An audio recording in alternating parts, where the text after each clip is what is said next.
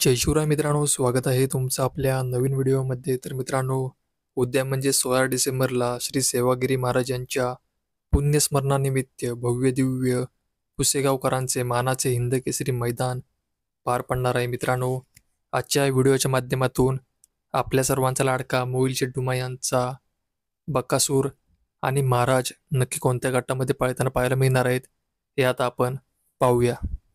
तर मित्रांनो, आपल्या सर्वांचा लाडका मोहिल शेट्टी यांचा महाराज आणि कालेकरांचा रुद्रा गट क्रमांक 77 मध्ये तास क्रमांक 8 मध्ये पळताना पाहायला मिळणार आहेत. तसेच मित्रांनो, सर्वांना आतुरता लागली होती ती म्हणजे बकासूर आता नक्की कोणत्या गटामध्ये पळताना पाहायला मिळणार.